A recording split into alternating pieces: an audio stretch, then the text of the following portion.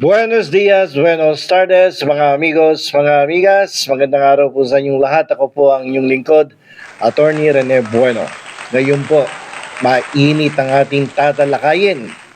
Isang issue na dumudurog sa tiwala ng publiko sa ating gobyerno.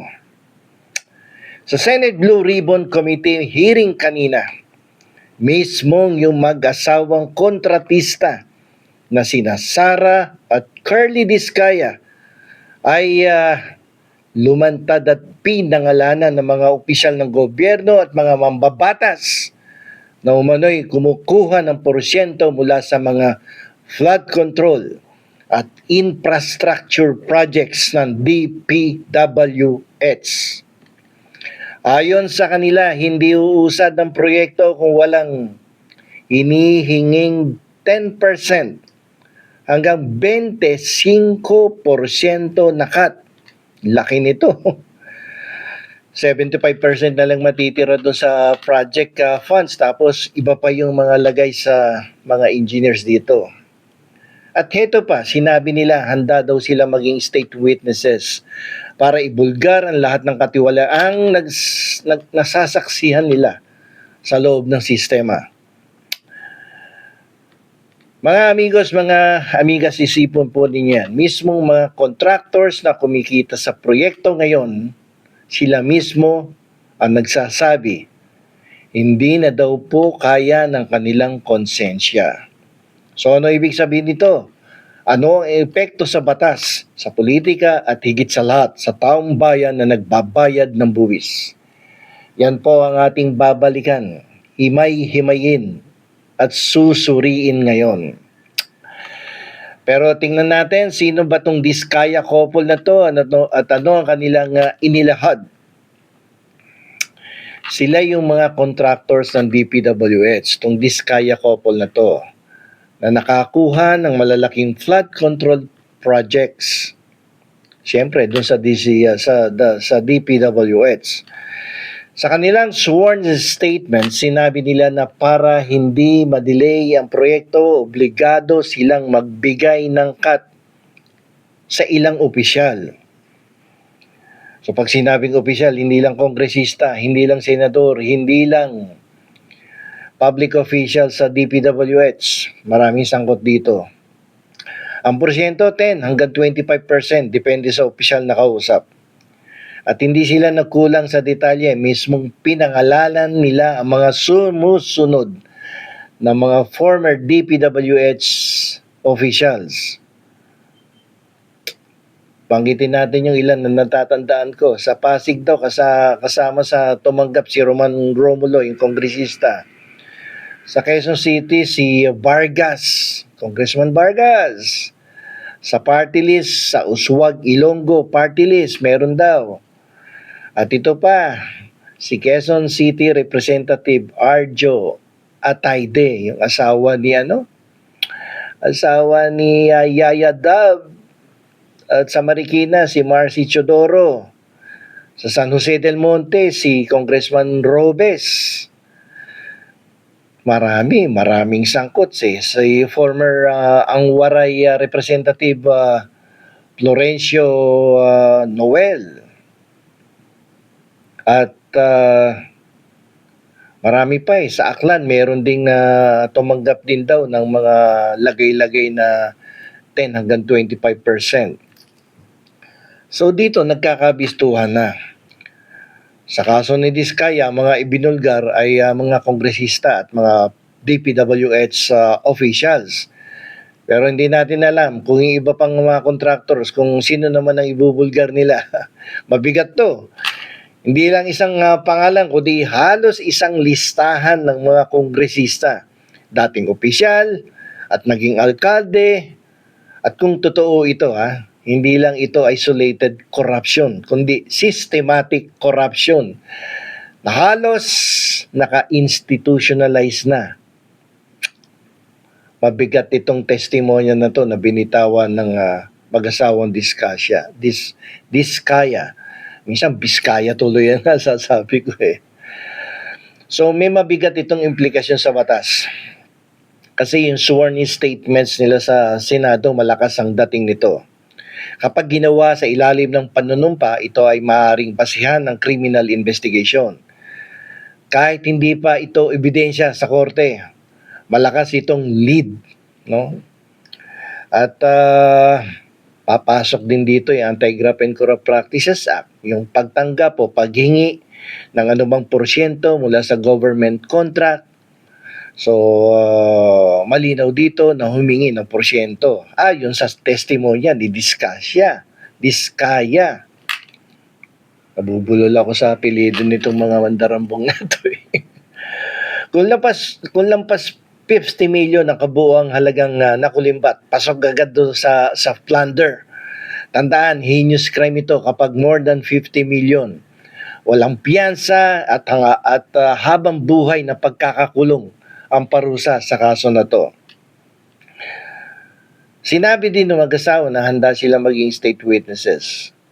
So, pwede bang bigyan ng protection to, no? Immunity, sina Sara at Curly, kapalit na isang buong pagsisiwalat ng sistema.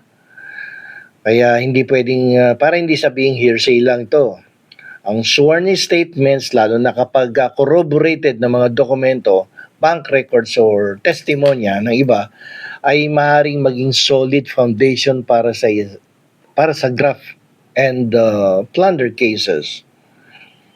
So doon sa issue ng mga budget insertions at si Saldico, ito pala nabanggitin pala nila sa kanilang listahan.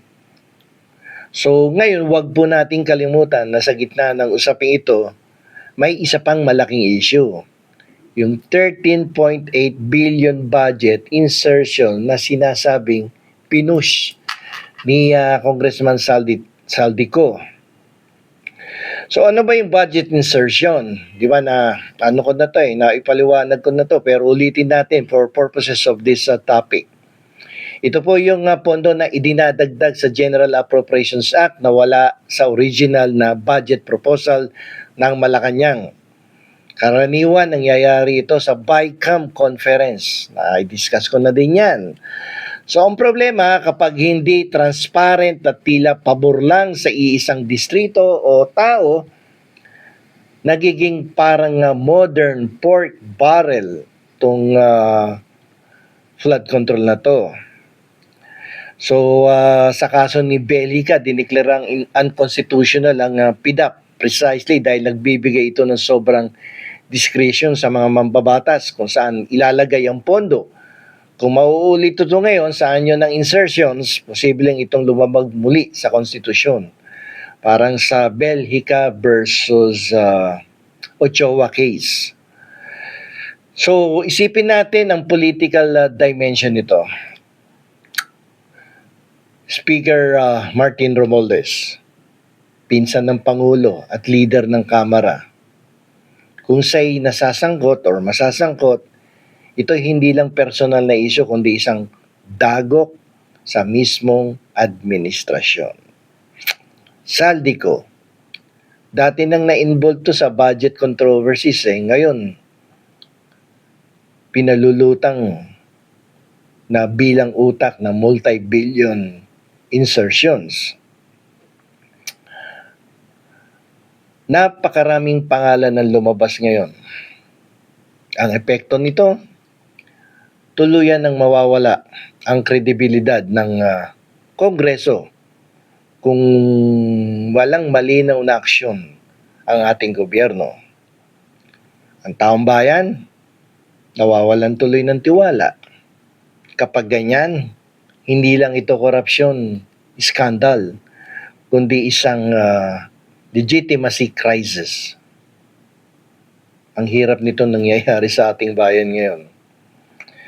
So, bakit nakatuon sila doon sa flood control projects na to? Kasi malaki yung pondo ron. Laging may justification. At mahirap i-audit ang kalidad ng gawa. So, doon nagpupuntahan tong mga lintik na mga politiko na to. Madaling sabihin, para sa baha, para sa kaligtasan ng tao. Pero kung 25% ng project cost ay napupunta sa bulsa ng politiko, anong natitira para sa kalidad ng flood control. Kaya't hindi nakakapagtaka kung bakit tuwing may bagyo, laging may lugar na lubog sa baha, kahit bilyon na gastos, kahit bilyon ang pondo ng ating pamahalaan. Ito yung nakakasuklam no? Ang daming pera ng Pilipinas pero napupunta sa wala. Napupunta sa mga proyektong hindi natapos, walang proteksyon sa tao, nagiging kasangkapan para magnakaw mula sa tao itong mga kongresista na to, mga politiko na to. So ano dapat ang mangyayari dito?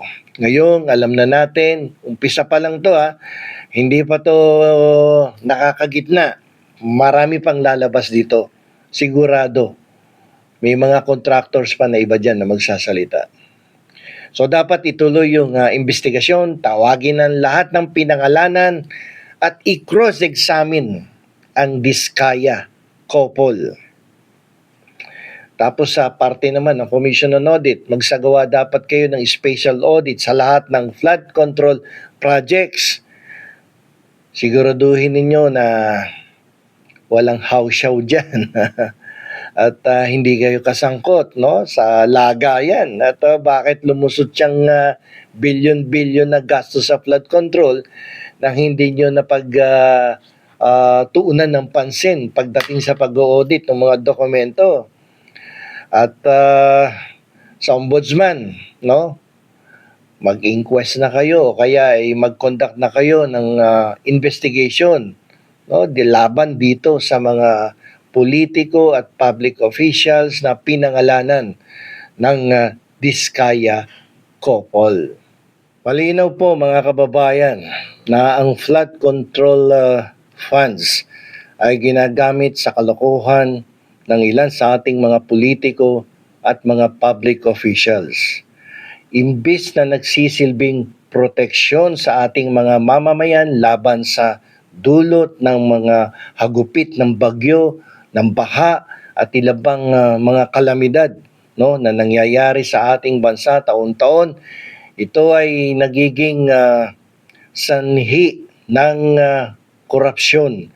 Imbis na mapunta sa kabutihan ng bawat mamamayan, ang pera ay napupunta sa bulsa ng iilan. Kaya kinakailangan po nating bantayan ang investigasyon na nagaganap dyan sa Senado at sana naman ay mabuo na yung Presidential Task Force or Commission na nais ng ating Pangulo na siyang manguna sa investigasyon upang malaman na kung sino talaga yung mga kurakot sa ating pamahalaan at maipadala na to sa kulungan at nang hindi na pamarisan ng iba pang mga naglilingkod sa ating pamahalaan. So hanggang dito na lamang po. Ako po ang inyong lingkod, Attorney Rene Bueno.